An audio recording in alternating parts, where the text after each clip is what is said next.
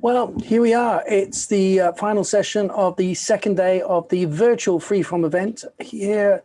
Well, I was going to say here in London, but that's where I am. But all of us are all around the world. My name's Tony Moore, and I'm sure many of you have already seen me through the earlier part of the day. But if you've just joined us, welcome. I'm very excited to say that we are now going to the final Meet the Maker session today.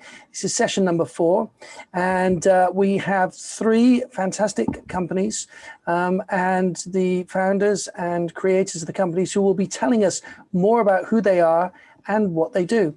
So we're going to start with the vegan organic skin care company, and we're going to be talking with Sue, who's the founder. She is a chemistry teacher, and she understands in depth the best combination of ingredients to use without using unnecessary additives, preservatives, or chemicals. She initially started making face creams, body butters, and bath bombs, which she shared with her friends. And from there, the interest in what she made grew. Our skin, the body's biggest organ, absorbs almost anything we put into it. And it's her passion for making natural skincare products that makes it a very personal one, which is why they only use the finest ingredients, and their range continues to expand. She's always researching and trialing new recipes and formulations to suit various skin types. And her ultimate aim is to offer an entirely chemical-free experience from bathing to cosmetics. So without further ado, will you please welcome to the digital stage, Sue from the Vegan Organic Skincare Company.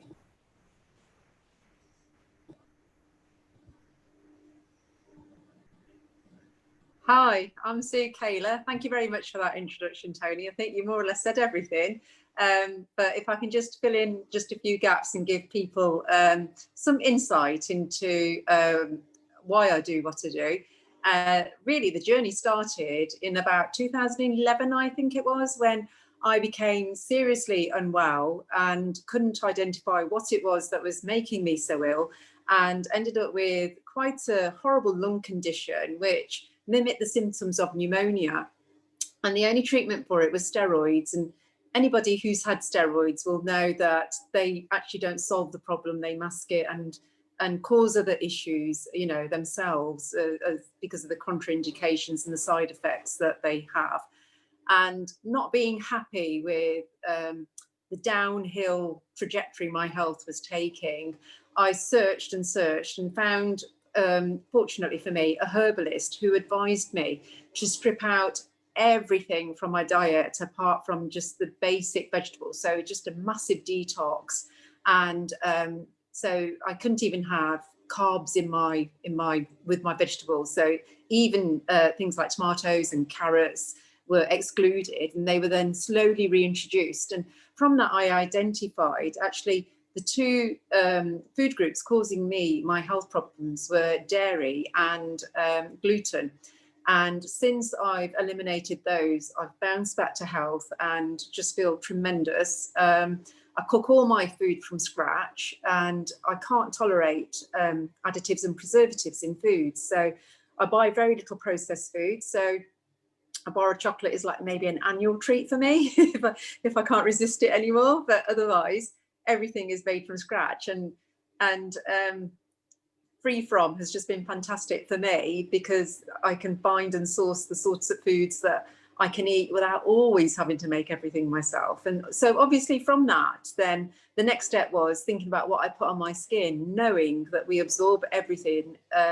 It made me think about the chemicals that I was introducing to my body externally. And so I then, as Tony said, embarked upon making some of the basic body butters, face creams and bath bombs, which I'd always done as a chemistry teacher anyway with my students, but then refine them with adding organic essential oils and other ingredients, which I was happy to actually use on my own skin. And from there, you know, the interest grew quite rapidly. And I think it was 2015 when I started to gave my first gifts to my friends, and shortly after that, then, you know, started making products to go onto the marketplace. And it's such an exciting thing to do because the range can grow quite quickly and has grown quite quickly, and there's so many products to research and make, and it's such an exciting area of work to be in. And I'm always buzzing with ideas. I just wish I had more time to make more of my products. But my heart and soul does go into everything I do. I'm very passionate about producing items that I would be 100% using myself, and they are the items that then go to the marketplace. So that was a very great and concise introduction, but I'd love to dig a little deeper, really. First of all, you're a chemistry teacher, so was that obviously informed you on the kind of things that we wouldn't normally think about? I just wouldn't expect to think about what the makeup of any skincare products that I was using. Yeah. So I'm sure that being a chemistry teacher, you understand very well the component makeup of things. What was the first thing that you started work on for the skincare? So I started looking at the moisturizer I was using initially, and looked at the ingredients and didn't understand more than half of the ingredients. And I know I am a chemistry teacher, but we don't cover all the chemicals that are out there. That's an impossible job to do. But those that I did understand, I realised how they were made and how they're manufactured and produced, and and really wasn't comfortable that those sorts of items were going onto my skin. And so what I then started to do was search how I could make an alternative face cream, and really that was my first product. And body butter is very similar in construction to a face cream, and so that was then the next obvious thing to do. And when I first started making soaps to substitute my cleanser, I used melt and pour soap because I didn't know how to make soap. So that process obviously, takes time. It's a journey that you go on. And then I started experimenting, making soap from scratch, and never looked back, because you just can't beat it. And the options are just so numerous, and the combinations of ingredients that you can use in soap are fabulous. And understanding also what goes in commercial soap compared with what you can make yourself. The only harsh ingredient that goes into soap is sodium hydroxide, which is needed to combine with the oils to make the soap. You can't make it any other way. But then the sodium hydroxide is used up in making soap, so it doesn't remain in the soap as a chemical. And sodium hydroxide is made from salt. So, the original ingredient is such a natural ingredient anyway. So when you're making a soap, how you say you're making from scratch, right? So you've got an empty bowl or an empty Petri dish, or yeah, it's bigger than a Petri dish. Yeah. Okay. Yeah. So what's the first thing that you think you're going to put in there? I mean, where do you begin? Yeah, so really search recipes, and as you search recipes, I mean, in the first instance, as when I'm cooking food, I'll follow the recipe implicitly, and usually after the first time I'm making something, I know how I want to modify it or change it or add this or add that to it. And like I say, the options are so numerous, so initially you start off with, a few oils, some hard oils like coconut oil or cocoa butter, shea butter, and add some liquid oils to that, like olive oil, which are really good for your skin. And you combine those with the sodium hydroxide, and that's your basic soap. And then to add scent to it, I use organic essential oils. Some people use fragrance oils, but they're synthetically made, so right. I steer away from those. And then you can start adding things like clays, mica powders to give colour. But clays really are a fantastic addition, because they work equally as hard as a soap in drawing out impurities from your pores and cleansing pores, so you get a really deep clean. And so once you start making soap from scratch, it's like a cake mixture. Once you've got your basic cake mixture, you can add sultanas, raisins, chocolate, the options are endless. So you're really only limited by your imagination and time. So you're somebody who likes her soap and wants to wash with it? Absolutely, yes. And I've got the best of both worlds.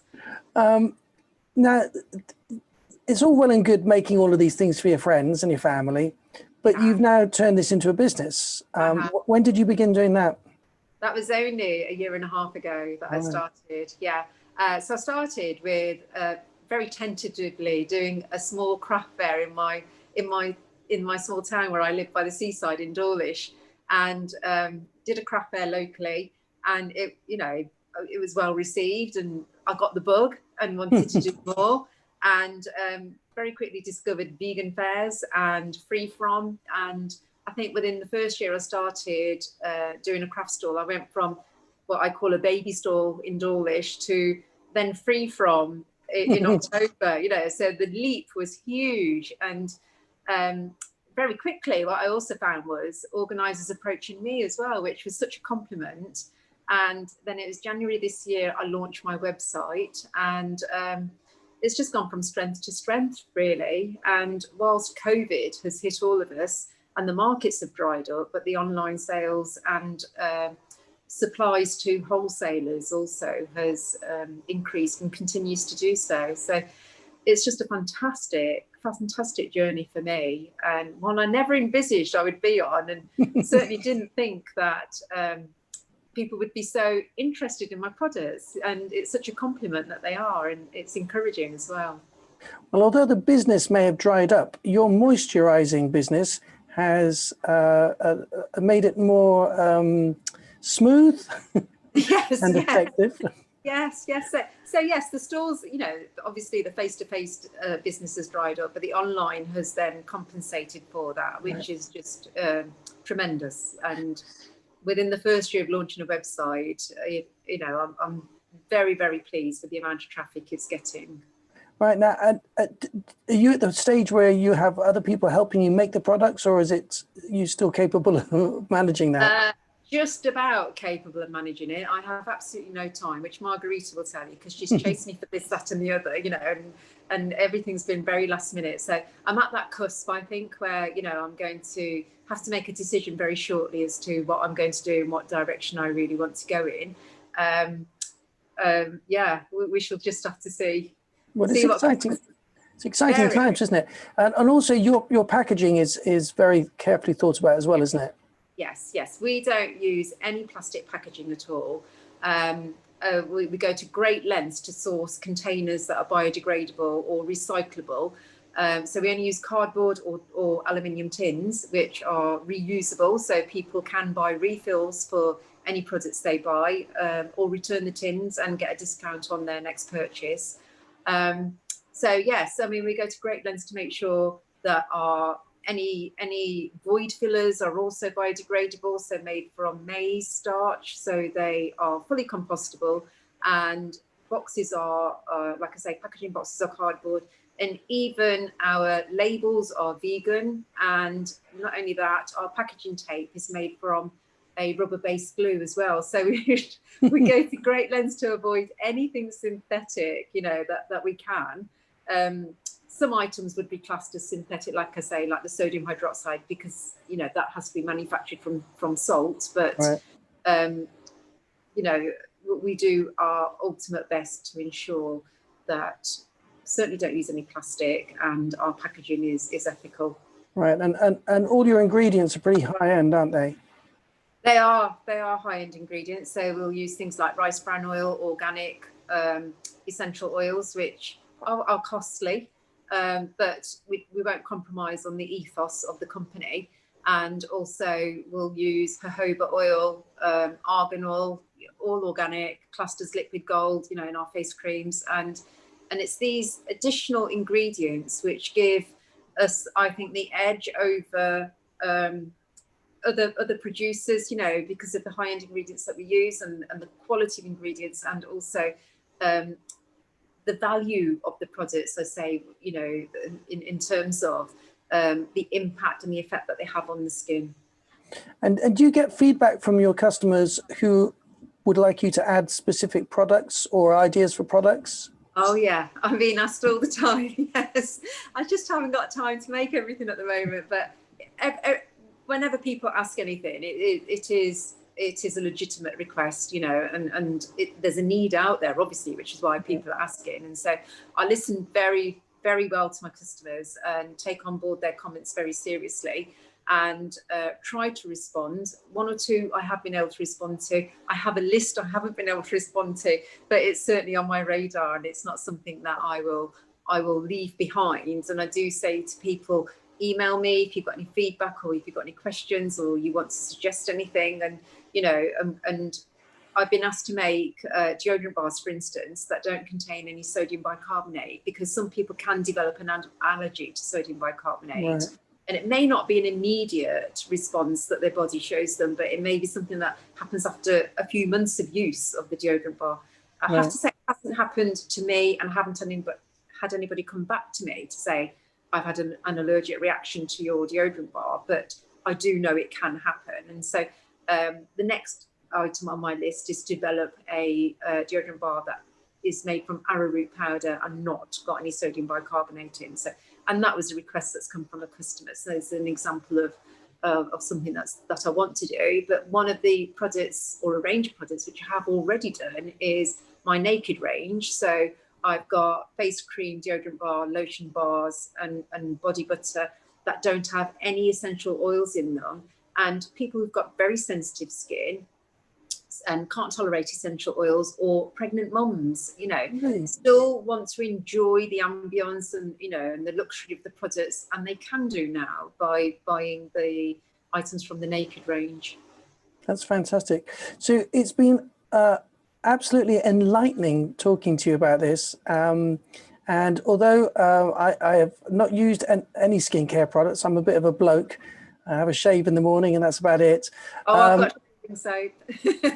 I might need to talk to you about that. Yes. It's been brilliant. Good luck. A vegan organic skincare company, and new products coming along. You're in the marketplace, I believe, here, aren't you, as part of Freeform? So people can find out more about that. But in the meantime, good luck with everything, Sue. And I will hopefully see you at the next Freeform, whether it's the real deal or another virtual one. But I'm sure we will meet again. Look forward to it. Thank you very much, Tony. Bye-bye. Bye-bye. Right, we're now going to move over to our next guests of Meet the Makers. And this is a company called Shores of Africa. And we're going to be talking with the founders, Alero and Shola. Now, Shores of Africa are a UK-based food discovery company founded by two siblings who share a passion for food. And I joined that passion. I have a passion for food as well. So I'm fascinated to know more about this. Shola and Alero spent their formative years in Nigeria. And as young kids, they grew up in the diverse city of Lagos, which was fun. There was not a dull moment, from street parties to street food sold on the busy streets.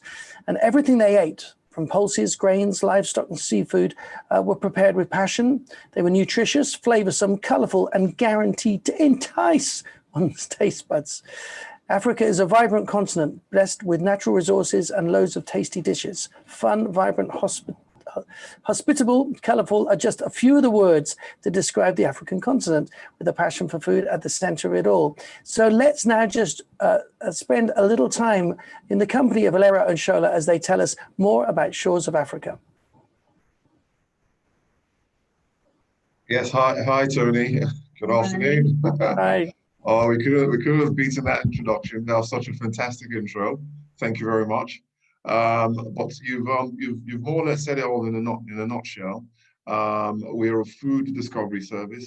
So joined with our passion for food is that sense of adventure as well in in getting new blends of different spices together, a fusion of different food elements, and introducing that to both the UK and international markets. We actually started in 2014 with our coconut thins range, and very shortly after we launched, we found out that there was a very high demand for our products because they're very good quality. They're gluten-free, so they tick all the boxes in terms of the Freeform range, and they're delicious. Very Moorish. So the demand shot up, but we had to slow down because a lot of our products were handmade. They still are handmade and baked. So it means even in preparation, they're very healthy. But we've come back to the market again, and we're able to meet up with a very with high demand, basically. So it's a journey. It's a journey that we're proud to carry all our consumers along with. You know, from the west part of Africa to the east, from the north down to the south. Africa as a continent has so much to offer, and we're excited. We are excited. Well, that was a fantastic and passionate introduction to what you're doing. Tell me about the coconut thins, because I haven't tried these yet, and I love the idea of it. And this was your kind of initial launch product as Shores of Africa, right? Yes, yes, yes. Yeah. Basically, the coconut things are oven baked cracker biscuits. The original, we've got 6 within the range. When we started, we had 4. But one of the products, the original, we used to eat as young kids. When my mom would have parties, she would go order some, and we really did enjoy, the snack itself, like old school things. So Shola and I decided, this is interesting, developing old school Finger food snacks. And we tried out different flavors, and we settled for which is the original pineapple, banana, mango. Then recently we added 2 savory flavors to the range, and that's how we came about. And those flavors are cardamom and black pepper and fennel and clove. I mean, lovely. Sorry to jump in, Shola. I think where you are sitting, the microphone isn't picking you up so well. So, Alera, when you talk, we can hear it very clearly. But Shola, unfortunately, we lost a little bit of what you were saying in your description of the coconut thins. So, I don't know, maybe Alera, if you want to just highlight that a little more. Yeah, yes. Like I said earlier, they're oven baked cracker biscuits, tropical flavors. When we started, we had 4 flavors. That's the original. Banana with a hint of chili, pineapple, and mango. The original, like I said, we ate when we were younger. My mom would have parties and order. But what we did was that we tweaked the recipe so that they ticked a number of boxes, especially free from, like gluten, wheat, dairy, and egg. And recently we introduced 2 new savory flavors. That's cardamom with black pepper and fennel and clove. Fantastic. So, Lara, where do you make this? Are you based in London, or are you somewhere else around the country? I'm based in London. We make it from small bakery. It's not our bakery, but we rent out that's where they're made. And so, obviously, on the back of the success of the coconut thins, Shores of Africa is started to become far more successful, and you are working on other products. What have you got coming up, Shola? Oh, that's trade secrets now. Okay, we're going to come up with we've got bars coming up, like So don't. We've got made from corn. We've got all right. My sister's pinching me now to be quiet. But we've got a whole load coming up. What we'll advise consumers is to go into the marketplace. That's the Free From Festival, and a lot of news and updates on our products will be on there. And we're quite keen to get everyone involved in this journey as well. So just look out, just watch this space. Now, obviously, your initial inspiration comes from growing up in Nigeria and being a part of that very cosmopolitan and diverse Lagos atmosphere. But are you looking at inspiration from different parts of the world as well now? Yes, my background is in business development and international relations. So before we started Shores of Africa, I had the wonderful privilege to travel to different parts of the continent. Egypt, South Africa, parts of the east, Ethiopia and Tanzania, and of course the West.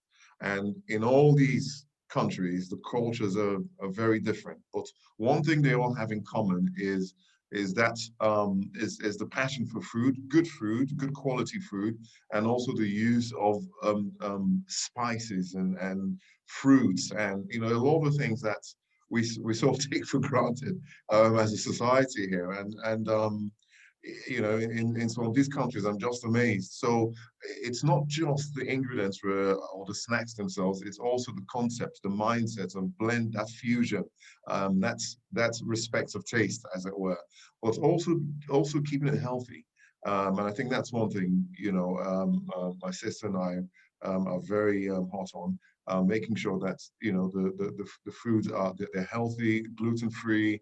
You can munch on them and not feel not feel guilty that you finished a bag of crisps. So yeah, we're quite excited with the prospects of going to other parts of Africa as well. Well, you're making me hungry just talking about it, and which is a great thing, right? Yeah. So you're planning further exploratory trips? Because I imagine the trips that you must make now are far more fun, because the business is eating food, looking for inspiration, trying different flavors and different spices. Yes. And yeah, a lot of ideas are coming true. A vlog series, for example. So apart from the eating and the tasting, our consumers can journey with us to see the places where a lot of this snacks are created. And of course, growing up in London, a part of our lives have been spent here in the UK. It's that diversity as well. With the diversity here in the UK is magnificent. So there's a lot we're bringing into the products that we're launching through Shores of Africa. And do you find that there's also a lot of great feedback from expat Nigerians who are going, "Oh, you're making this food over here. We've missed it. We love it." Yes, yes, yes. When, like I think a few years ago, attending the markets, like the free-for-all markets and the vegan markets that I've attended, we have received a lot of positive feedbacks, and even from Africans and Nigerians in particular. When they taste the fruity ones, they may not sort of like connect with it, but when they taste the original, like, oh yeah, we used to eat this in Lagos, and even in Lagos, it's one of those old school snacks that were not not popular, but you need to be in the know to know the snacks. You get what I mean? You need to be Sherlock Holmes, basically. You need to investigate and So yeah, so once they taste the original, they sort of connect more than they taste the other flavors as well. So yes. Yeah, I need to mention at this point, Tony, that the new addition to our range, that's the cardamom and black pepper, the fennel and clove, they're really good. I mean, I'm not a savory person. I prefer more, the sweet snacks, but yeah, they're good. They're good. And just to add, the snacks can be enjoyed. Sorry, did you want to say something, Tony? No, I was just going to say, is it just the two of you, or have you employed? Is there more members of the family behind the scenes working on this with you as well? It's primarily Shola and myself, but we do have support from immediate family. Like my sister, she loves to cook. So when I need to brainstorm, on flavors, I would go down to her, have like the different bags and get her to try them. And that's part of the development process. Yeah. We've got a tasting committee going. I can just imagine the board meetings that you have where you're working on your new products. First of all, they must be some of the most fun board meetings in the world, because all I'm seeing here is laughter, fun, enjoyment, passion. That's what we represent, right? which is such a great thing, right? And that is embodied in the products that you present and produce for people, isn't it? Yes, it is. It is. I mean, I've cooked for God knows how many years, and I'll be honest with you, I don't find cooking therapeutic, but I love the idea of being creative, and just the idea of thinking up flavors. and trying them out, you know, and the development process before you get to the end result. I find that really interesting. And also generally just making products suitable for people with special dietary needs. Yeah, I was about to say that. Yeah, I was about to say that everywhere, you know, everywhere I've been to, talking to people, yeah, they've got one, you know, one type of intolerance or the other. So for us, you know, producing a snack that tastes good, you know, it's not just, oh, it's gluten free. I have to, you know, I have to munch on this because I haven't got any choice. Well, you know, we're providing that choice for a lot of people where they can enjoy it. And not trying to slag off of the brand, but you know, they are tasty, and we're very proud of what it is it represents and the coconut things as well.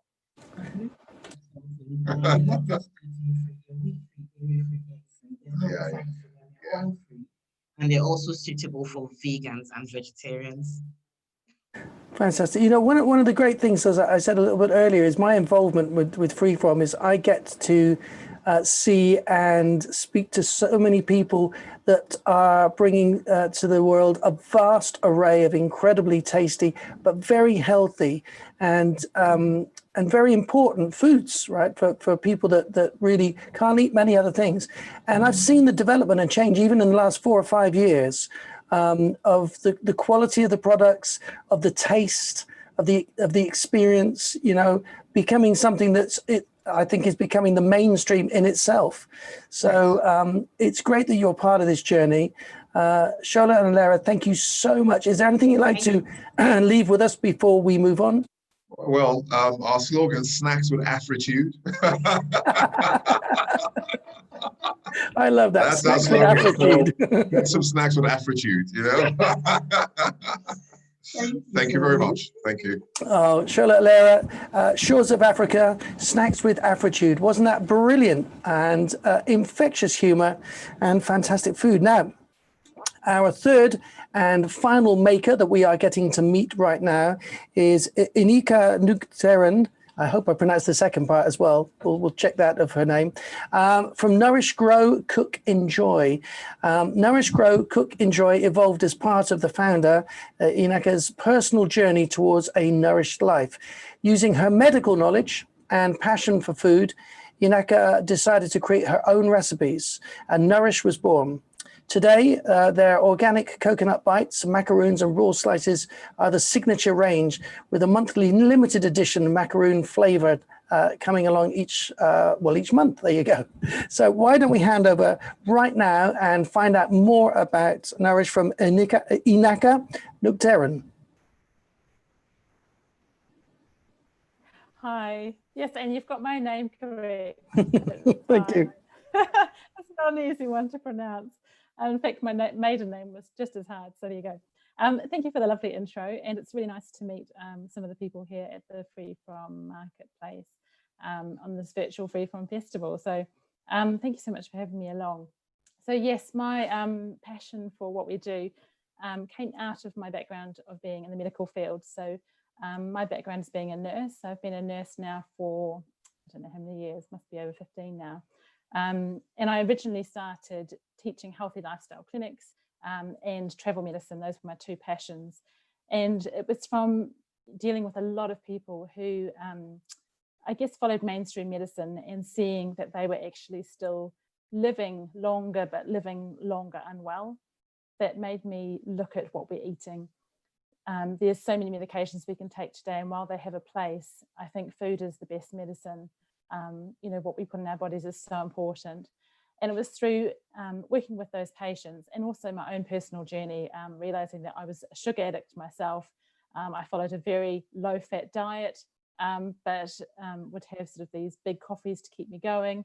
And I wasn't nourishing myself at all. So it was combined with that medical background and my personal journey that I started making healthy snacks.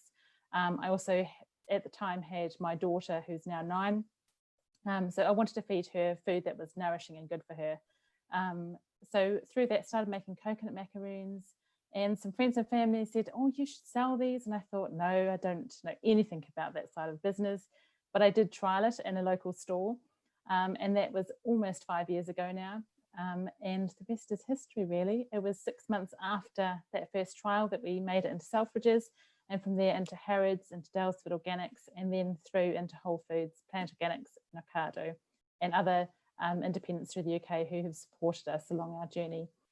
So we've got a long way to go still, but we're really, really excited for what we've done so far.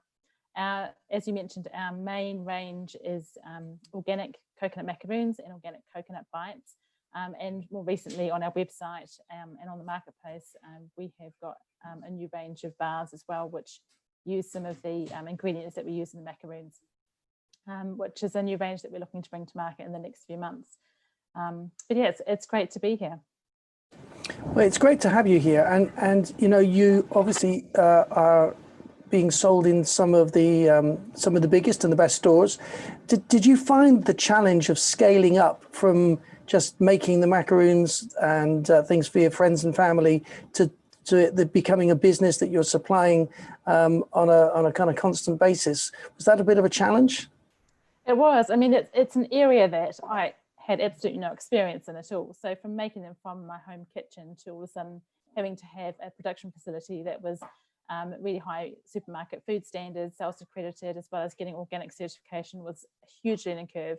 And I honestly couldn't have done it without the amazing team. We've got a small team, but they all have worked so hard and have utilised their different skills. So we've scaled up ourselves. We did outsource for a very short period of time, but we've still got our own production facility now, and that really helps because during things like COVID and also with having, you know, online orders, we can cater to consumer demand, so we don't ever have any waste. Whereas I think, you know, if we had outsourced our manufacturing, particularly pre-COVID, we would have had to deal with potential waste. So now we can, you know, we can control our volumes. We can do limited edition products, and we can also look at product development, which is brilliant. So when you're doing your product development, is this mainly still you, or are you taking feedback from your customers and your friends and family? How does that come about? Yeah, I mean, I always like tinkering in the kitchen. I think it's sort of a creative outlet for me, but definitely it's all now governed, I would say, by feedback from friends, family, but particular customers. And we get that from the samplings that we do in store, which obviously we haven't been doing, but we've just restarted in Whole Foods. The markets that we've attended, the festivals, definitely governed by consumer trends, and so what people are looking for. But the ethos of what we do and all of our products really still are grounded in the fact that they're gluten, dairy, and refined sugar free. Now, you said earlier that it was really important to be organic certified as a brand, and I'm guessing obviously that's quite a high standard to have to attain in order that people will trust your brand. When you first started putting stuff together to do that, how difficult was it? It is tricky. I mean, I think one of the hardest things with being organically certified is that it just costs so much more. But I was really, really adamant from the beginning, and even before we gained the certification, that we would only use products that were organic. And that's mainly because ones that aren't organic often have additives and preservatives. So a lot of coconut, and we use a lot of desiccated coconut, you know, has sulfites added to it to preserve it. And it just, you know, there's so many people that have reactions to it, and it's just not good for your body, and especially in high doses, which we do get when you consume a lot of packaged goods. So being organically certified is really, really important for us. How difficult it was, yeah, I would say as long as you follow the rules, it's not too bad. The biggest hurdle is the cost. You know, I can give a sort of a classic story, is that we put vanilla bean in our products, and when we first started sourcing it a few years ago, it was about £120 for a kilo, and then they had a shortage in Madagascar, and we work with a company that sources a fair trade, so they know the farmers, it's organic, and it went to £540 overnight because they had corruption from the government, and they also had a really poor yield that year. And so as a small company, it's really hard to absorb that cost. So I think that's probably our biggest hurdle being organically certified, is just, you know, sort of sourcing it. But it's something that we really want to continue to do for all of our products. And do you have a particular favorite in your range that you personally love? Yeah, I get asked this all the time. So as a family, so my husband also helps every now and then. He's a mathematics teacher, so when he gets the odd time, and particularly school holidays, he gets roped into helping anywhere possible. So my particular favourite is always the cacao. The cacao macaroons have always been a winner for me, and that's, I think, because I just love dark chocolate. And whereas my husband, for him, it would definitely be the red velvet, and he particularly likes the tanginess of passion fruit, which is also a Great Taste award winner. And my daughter, we created the vanilla ones for her because she had very, I guess, gentle taste buds. But now she's moved on to cacao and red velvet, but she really likes the vanilla because it reminded her of vanilla ice cream. So yeah, we've all got our little favourite, but mine is definitely the cacao. So why did it start with macaroons? I guess I was just looking for a healthy snack, and I had made them so much for friends and family and for myself, and I just didn't want lots of sugar in products. And also I'm not a big advocate for lots of grains as well. So because of that, that was the snack that I just went to, and that's the one that people said I should sell. I guess also from a ambient point of view, so when you're creating a product, you want a product, if you want one that sits on a shelf, you ideally want to have a wee bit of time on it, and we dehydrate all of our products, which maintains the goodness of the ingredients, but it also gives a little bit longer shelf life than if you had just say baked a tray bake in the oven. So yeah, I guess it was just by default. It wasn't that I sort of sat there and thought a business plan out and thought that coconut macaroons is the route I'm going to go. And for me, macaroons is it's kind of old school. I mean, I remember when I was a kid, my grandma would make macaroons when I was 6 or 7, and I'd love these kind of chewy, delicious macaroons. And then they kind of didn't seem very cool for a long time. I didn't see much of them in the macaroon world, and now you're making a very cool product.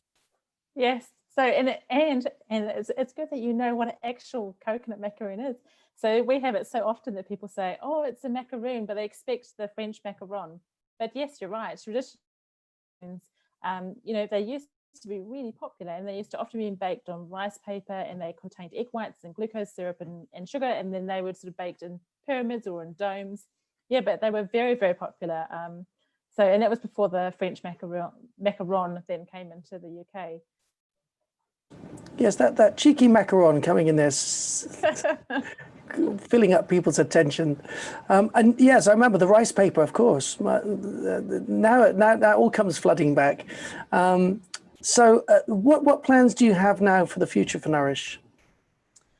Our main I guess plan is to expand in the UK. We'd like to go abroad, but we really want to have a really loyal customer base, and we're so pleased that we have people that regularly order from us online, and we hear some fantastic stories, which is the reason that we do what we do. We would like to expand the product range and also get into more retailers so that it's more accessible for people around the UK. So that's immediate plan. Well, it sounds like a great plan. And I'm just having a quick look. It looks like what you're doing is on the sweeter side of things. Do you have savoury things that you're working on? Potentially. I'll just keep that as a question mark. You see, I can see in your eyes that there's that glint of where can we go now? Yes. Yeah. Inaka, it's been a great pleasure talking to you and finding out more about Nourish and about your journey and about your family. Well, this is the interesting thing. So many of the businesses have a real family element to them at the beginning that carries through, right? Because this world of organic and gluten-free and dairy-free very often is because it's come from a personal place. And the originator, the founder, has realized that there's a need for them as much as for other people. And that personal journey, I think, adds a unique character to a product and a unique quality to it that you just can't get from mass-produced products, right? Absolutely, 100% agree. I mean, I mentioned about my daughter being, now she's 9, and I have a 2-year-old son as well. And so even more so now that I've got you know, another little person. And yeah, I think what we put into our bodies from a young age right through is just so important. Well, thank you so much indeed. We're going to say goodbye to you now. Good luck with everything with Thank Nourish. you. Don't forget, everybody, you can find out more about all of our makers in the marketplace and through the Free From website. And of course, you can find it in Whole Foods for Nourish right now. In fact, there's a Whole Foods in Clapham Junction, not too far from me. I'm going to go off and I've suddenly got the macaroon bug. Don't forget, we will be back tomorrow. I want to say a big thank you to everyone who's taken part today. And thank you to Marga and all the team behind the scenes at Free From, for Bex and everyone who has been organizing this invisibly so that you and I can get to experience these wonderful conversations and these demonstrations. So from 11:30 tomorrow, that will be the beginning of Free From on Sunday. In the meantime, enjoy the rest of your Saturday wherever you are in the world. My name's Tony Moore. You take care. I hope to see you soon. Bye-bye.